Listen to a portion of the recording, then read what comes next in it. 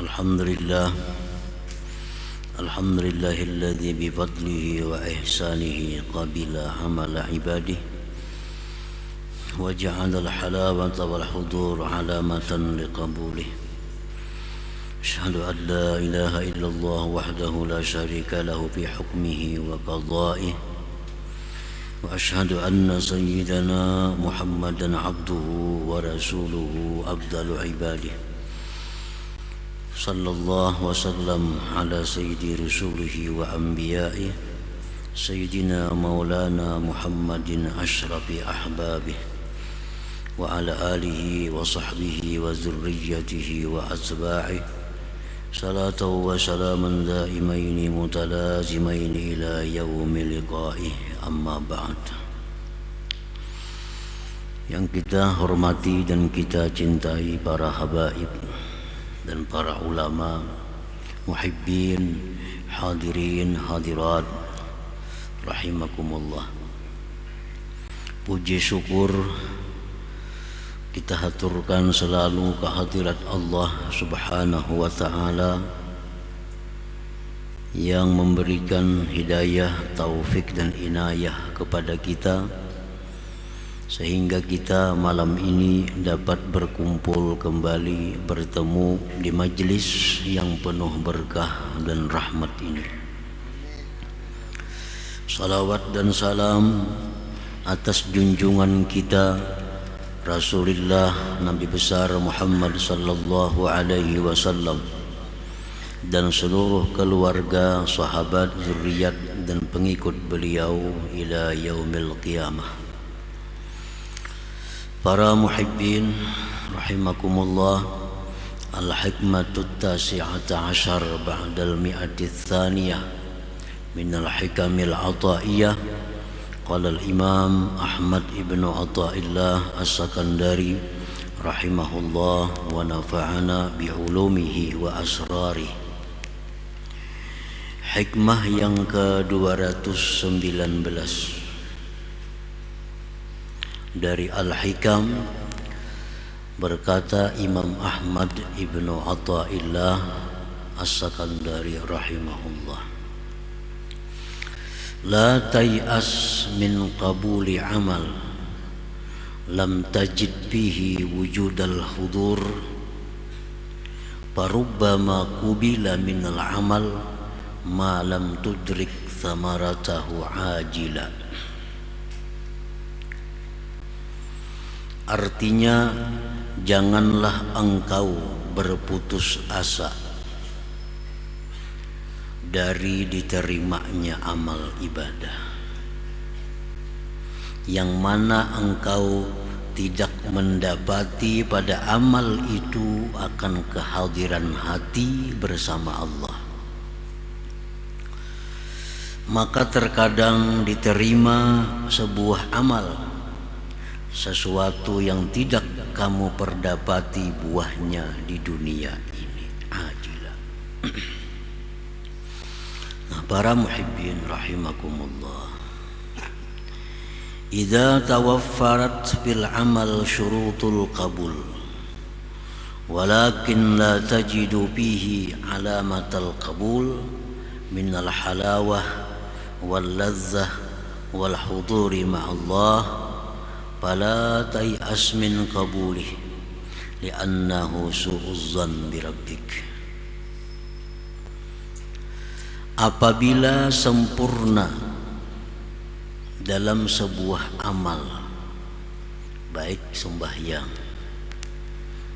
atau zakat, sedekah atau lagi zikir dan ibadah lainnya, apabila sudah sempurna di dalam suatu amal ibadah itu syarat-syarat untuk diterima oleh Allah, tetapi tidak engkau jumpai pada itu amal tanda-tanda diterima. Artinya syarat untuk diterimanya sebuah amal itu sudah dipenuhi, sudah dilaksanakan.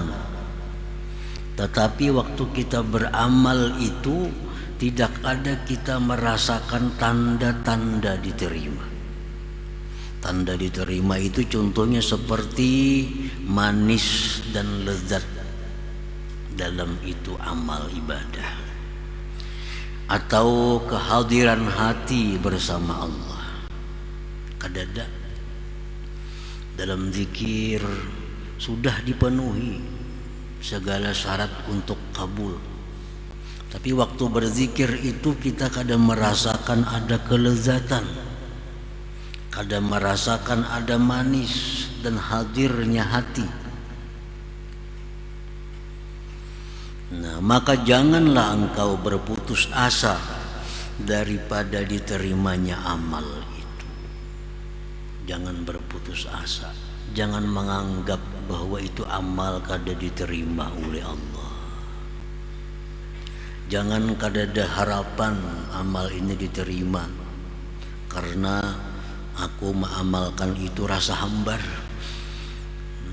Aku mengamalkan itu kada ada lezat, lalu kada diterima oleh Allah. Nah, jangan demikian. Jangan demikian. Karena itu merupakan buruk sangka dengan Tuhan engkau. Itu buruk sangka dengan Tuhan engkau. Lain halnya kalau syarat-syarat kabul itu tidak dipenuhi. Nah, syarat kabul kada dipenuhi, lalu kita beramal kada ada kelezatan, nah itu yang mungkin kada diterima oleh Allah. Nah, sedangkan masalah ini adalah syarat-syarat untuk diterima itu sudah dipenuhi, tetapi di waktu melaksanakannya itu kada merasa ada tanda-tanda diterima. Jangan putus asa, jangan menganggap ini kada diterima, karena itu buruk sangka dengan Tuhan. Wala yanbaghi laka an tatrukal amal li'adami hudurik fih, dan janganlah dan tidaklah pantas bagi engkau meninggalkan suatu amal ibadah yang tidak ada kehadiran hati engkau pada amal ibadah itu. Jangan sekali-kali kulir malas baca Quran. Kenapa bila baca Quran hati kesana kamari? Nah, jangan tinggalkan baca Quran karena alasan itu. Aku indah berzikir. Kenapa bila berzikir hati kesana kamari juga? Nah, jangan alasan itu. Tidaklah pantas bagi engkau meninggalkan suatu amal karena tiada hadir engkau pada itu amal tadi. Para muhibbin rahimakumullah, sebagaimana dijelaskan beliau dahulu dalam hikmah yang ke-47 dari Al-Hikam ini, la tatrukiz zikra li'adami hudurika ma'allah fihi li'anna ghaflataka an wujudi zikrih ashaddu min ghaflatika fi wujudi zikrih. Jangan kau tinggalkan berzikir kepada Allah karena alasan tiada hadir hati engkau pada zikir itu. Karena lalainya engkau dari berzikir itu lebih jahat, lebih sangat buruk daripada lalai pada berzikir. Kita berzikir Allah, Allah, Allah, atau la ilaha illallah, nah hati kesana kemari, itu lebih baik daripada kada berzikir sama sekali. Imam Ghazali mengatakan dalam Ihya Ulumuddin, kita berzikir Allah, Allah, la ilaha illallah, subhanallah. Nah, walaupun hati ke lain, tapi mulut kita berzikir tuh ada nilai ibadah mulut. Nah, nilai ibadah mulut. Jadi nilai ibadah dari lisan tuh ada, walaupun hati kita lalai. Nah, jangan meninggalkan suatu ibadah dengan alasan bahwa aku kada khusyuk. Jangan meninggalkan ibadah dengan alasan aku kada khusyuk, aku kada hadir hati. Apa gunanya aku beribadah? Itu gawian syaitan yang menggoda kita supaya jangan beribadah kepada Allah Subhanahu wa taala. Jadi tidaklah patut bagi engkau meninggalkan amal ibadah karena tiada hadirnya engkau pada itu amal tadi. Jadi laksanakan je zikir 100 zikir la ilaha illallah sabuti-buting kada nang hadirnya hati, kada jadi soal baik pada kada lalu, baik pada perai lalu, pada muntung kada karuan hati sudah kada karuan, pada muntung beranai hati ke situ kamari. Lebih baik muntung la ilaha illallah, lebih baik muntung ini Allah Allah, lebih baik lisan itu subhanallah. Melarang lisan dulu nang selamat.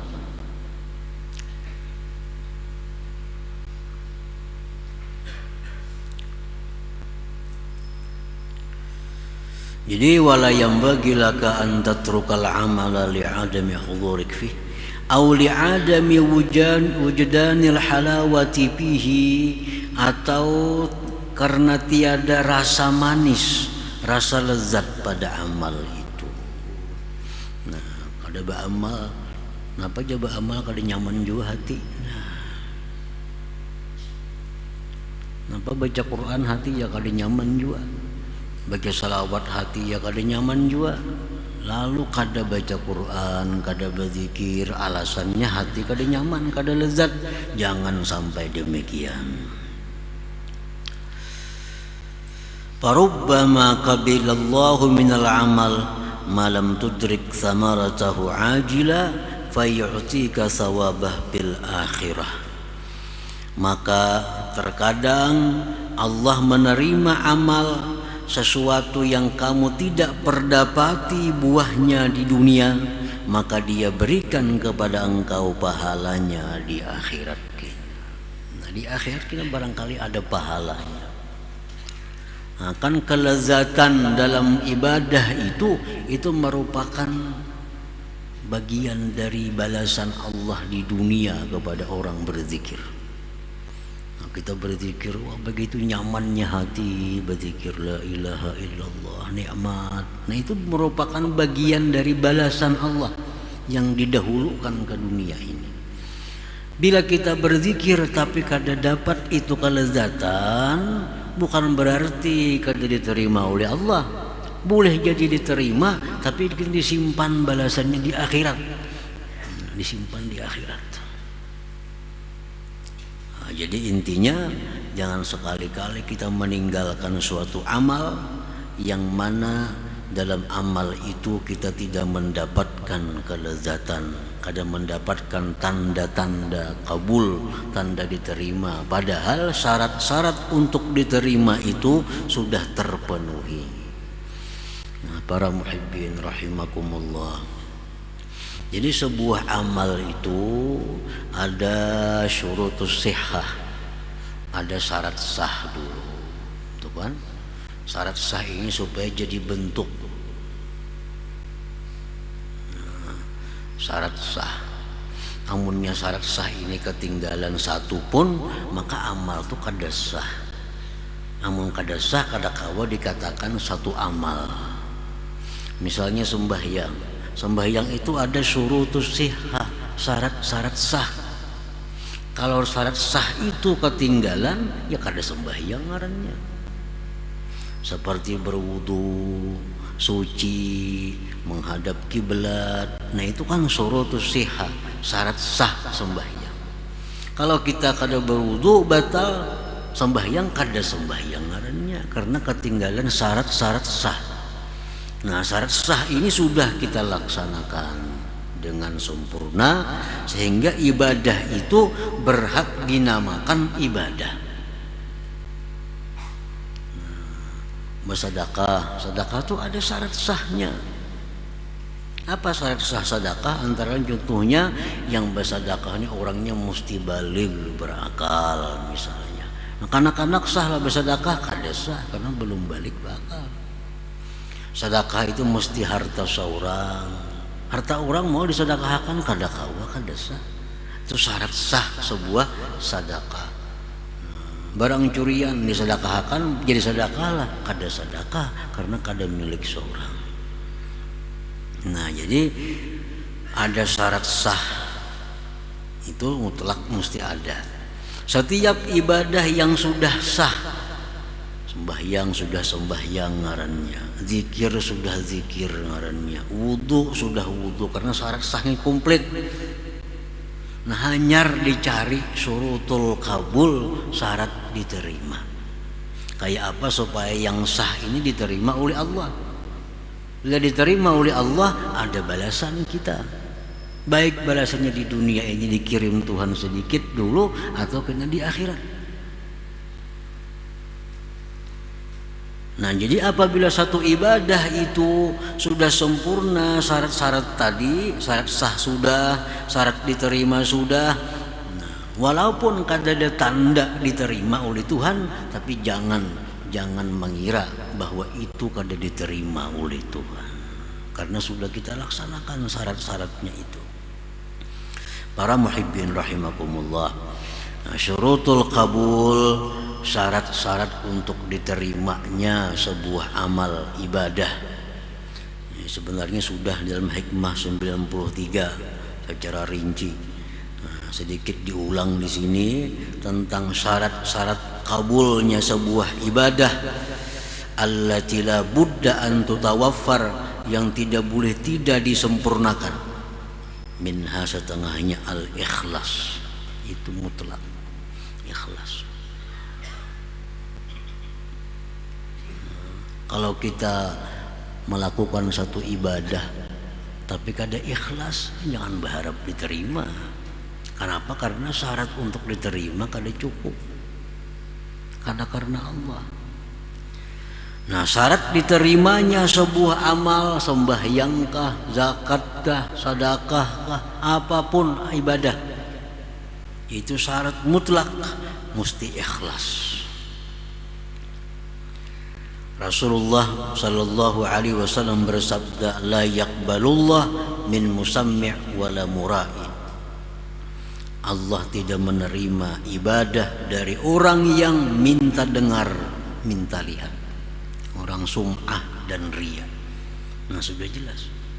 Jadi kalau dalam ibadah itu ada riyanya, kada usah berharap diterima. Kada bakal diterima karena syarat untuk diterima kada cukup. Dalam hadis qudsi Allah berfirman, ya ayyuhan nas akhlisu a'malakum lillah fa innallaha la yaqbalu minal a'mal illa ma khalasalah. Wahai manusia, ikhlaskan amal kalian untuk Allah, karena Allah tidak menerima daripada amal-amal ibadah kecuali yang ikhlas karenanya. Nah, jadi ini mutlak. Kalau hendak diterima ibadah apapun yang kita lakukan, mutlak syaratnya adalah ikhlas. Para muhibbin rahimakumullah. Nah, oleh para ulama, ikhlas ini dibagi supaya menyamanakan kita. Ada ikhlas nang rendah tapi ikhlas juga ngarannya, ada ikhlas nang sedang, ada ikhlas nang tinggi. Salah satu antara tiga ini sudah masuk ikhlas. Ikhlas yang paling rendah adalah orang yang beramal ibadah karena takut dengan siksanya Allah. Nah, nyoba zikir, jangan apa zikir takutan kalau mati ke neraka kayaknya. Nah, itu ikhlas sudah, ikhlas, tapi ikhlas yang paling rendah. Sembahyang tahajud, sembahyang fardu sudahnya rajin. Kenapa? Takutan kalau mati ke neraka namun kada sembahyang, takutan kalau dikubur kena diazab namun kada sembahyang. Nah, ini sudah ikhlas. Walaupun kurang disukai Allah, demikian itu. Nah, tingkatan yang kedua ikhlas juga ngarannya, inya beribadah terdurung janji-janji pahala Allah. rajin sembahyang, rajin puasa, rajin bersedekah. Kenapa? Hendak ke surga pang mati. Hendak ke surga mati. Lalu rajin beribadah. Ini ikhlas juga lebih baik dari yang pertama tadi. Jadi Imam Ghazali, al-amal 'ala raja a'la minal amal 'alal khauf. Orang yang beribadah itu karena mengharap surga sebagainya lebih baik daripada orang yang beramal karena takut dengan api neraka tadi. Nah, jadi ikhlas yang paling tinggi itu adalah ikhlasnya orang yang beribadah kepada Allah itu semata-mata menjunjung tinggi perintah Allah. Walaupun Allah kadang menyediakan surga, walaupun Allah kadang menyediakan neraka, tapi nengaran disuruhnya tetap ugawi. Nah, ini ikhlas yang tinggi sudah. Ngapain kamu baku-hakun sembahyang? Tuhan nyuruh. Kada terkisah surga, kada terkisah neraka. Rajin bersedekah. Kenapa rajin bersedekah? Ini disuruh Tuhan. Tuhan nyuruh. Kada ada harapan apa-apa lain pada melaksanakan perintahnya. Nah, ini ikhlas yang lebih tinggi lagi. Nah, jadi ikhlas semacam itu mutlak syarat untuk diterima sebuah amal. Kita kawaja mengukur diri kita. Kita tadi sembahyang karena apa? Kita tadi bersedekah karena apa? Nah, bila antara tiga tadi ya ikhlas, masuk ikhlas. Nah, jadi syarat untuk diterimanya sebuah amal itu ikhlas dulu. Ini yang batin. Adapun yang zahir, al-halal fi jami'i ma bika. Halal sekalian yang ada dengan engkau. Nah, ini syarat diterima juga. Tapi yang zahir. Rasulullah sallallahu alaihi wasallam bersabda, innallaha tayyibun la yaqbalu illa tayyiba wa innallaha amara al-mu'minin bima amara bihil mursalin. Faqala ta'ala ya ayyuhar rusulu kulu min tayyibati ma razaqnakum wa'malu salihan. Wa qala ta'ala ya ayyuhalladzina amanu kulu min tayyibati ma razaqnakum. ثم ذكر الرجل يطيل السفر أشعث أغبر يمد يديه إلى السماء يا ربي يا رب ومطعمه حرام ومشربه حرام وملبسه حرام وغذي بالحرام فأنى يستجاب له. Artinya Rasulullah bersabda, sesungguhnya Allah itu thayyib, Allah itu baik dan tidak menerima kecuali yang baik. Dan bahwa Allah menyuruh orang beriman dengan sesuatu yang dia suruh para rasulnya. Allah berfirman, wahai para rasul, makanlah yang baik-baik dari rezeki yang kami berikan dan beramallah amal saleh. Allah berfirman lagi, wahai orang beriman, makanlah dari yang baik-baik yang kami berikan rezeki kepada kalian. Lalu Nabi menyebutkan seseorang yang lama dalam musafirnya. Keadaan orang musafir itu usang, berdebu. Dia mengangkat tangannya ke langit sambil berkata, ya Rabbi, ya Rabb, hai Tuhanku, hai Tuhanku. Tapi dia makan, ada yang haram. Minumannya ada yang haram, pakaiannya ada yang haram, diberi makan dengan yang haram. Fa'anna yustajabulah, maka mana mungkin diterima baginya. Nah, jadi artinya kalau dalam tubuh kita ini atau pada tubuh kita ini ada sesuatu yang tidak halal, lalu kita bawa beribadah, itu sudah keluputan satu syarat kabul. Nah, bila keluputan syarat kabul ini, jangan berharap kabul, jangan berharap diterima. Orang yang boleh berharap diterima itu orang yang sudah menyempurnakan syarat diterima. Nah, para muhibbin rahimakumullah, wa minha, setengahnya lagi at-taqwa. Nah, taqwa Allah Ta'ala berfirman, innama yataqabbalullah minal muttaqin. Nah, hanya saja Allah menerima amal ibadah dari orang yang takwa kepada Allah. Nah, jadi kalau kita sudah takwa kepada Allah, kita boleh berharap bahwa ibadah kita itu kabul, diterima oleh Allah. Orang yang suka menggibah, takwalah kepada Allah, kada takwa. Sembahyang, diterima lah sembahyangnya, kada bakal diterima. Bersedekah, kada bakal terima. Karena Allah hanya menerima amal ibadah dari orang yang takwa. Imam Ghazali dalam kitab Ihya Ulumuddin menjelaskan tentang hadis Rasulullah sallallahu alaihi wasallam, mengisahkan tentang amal ibadah kita ini. Satu amal ibadah yang dilakukan seorang hamba dibawa naik oleh malaikat sampai langit pertama, ditolak. Hanya langit pertama sudah ditolak. Kenapa ditolak? Karena orang ini suka menggibah orang lain, suka menggunjing orang lain. Nah, jadi gibah itu sudah tahu semuaan kita, artinya zikruka akhaka bima yakrah, menyebutnya kita akan saudara kita dengan nang inya kada suka, itu gibah. Walaupun itu memang bujur, orangnya nih hirang, kita padahal hirang bener nih tuh, inya kada katuju disambet hirang. Nah, itu gibah ngarannya. Padahal orangnya hirang, sambat hirang kada katuju, gibah ngarannya. Memang ada pada dirinya,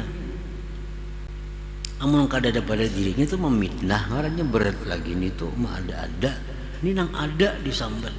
Nah, bila kita gibah kada tobat lawan Allah, kita beribadah kada kawa sampai, kada kawa diterima oleh Allah, karena ini kada takwa orangnya.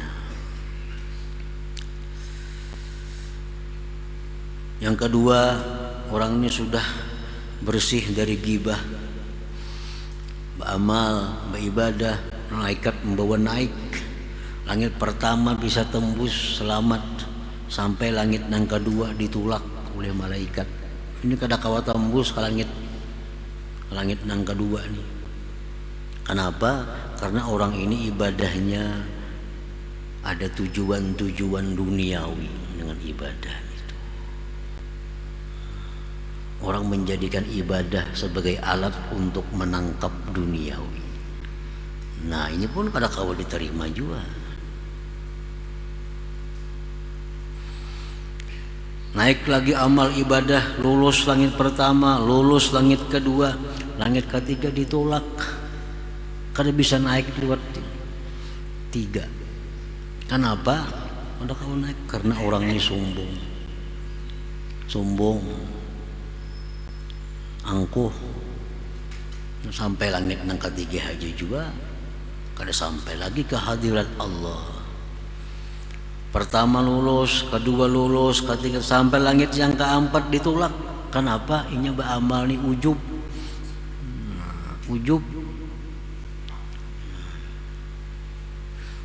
Pertama, kedua, ketiga, keempat lulus, baik benar orang ini sudah. Kada bisa menggibah, tobat sudahnya menggibah. Beramalnya kada menangkap duniawi dicarinya. Orangnya sudah kada sombong, orangnya sudah kada ujub. Langit kelima ditolak. Kenapa ditolak sampai langit yang kelima? Karena orang ada dengki dalam hatinya.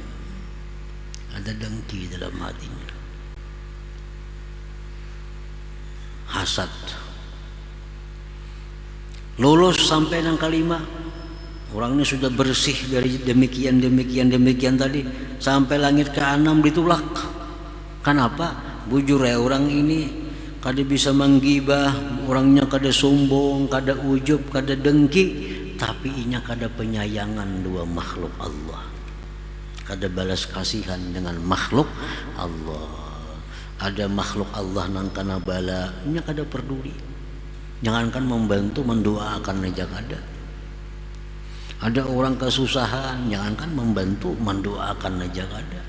Nah, ditolak juga amalnya. Jadi artinya bahwa syarat kabul amal itu adalah takwa. Nah, jadi kalau sudah kita takwa kepada Allah Subhanahu wa taala dan kita melakukan ibadah itu dengan ikhlas karena Allah, segala sesuatu di tubuh kita ini halal, maka kita berharap boleh amal kita itu diterima oleh Allah Subhanahu wa taala, walaupun dalam amal itu kita kadang merasakan ada tanda-tanda diterimanya amal, tapi syaratnya sudah dipenuhi. Nah, para muhibbin rahimakumullah. Jadi ana inda dhanni abdi bi, jar Tuhan, aku ini menurut sangkaan hambaku denganku. Kalau hambaku menyangka aku ini sarik, aku sarik tuh. Kalau hambaku menyangka aku ini sayang, lawan ini sayang tuh aku. Jadi Tuhan itu tergantung sangkaan kita, tergantung sangkaan kita kepada Tuhan.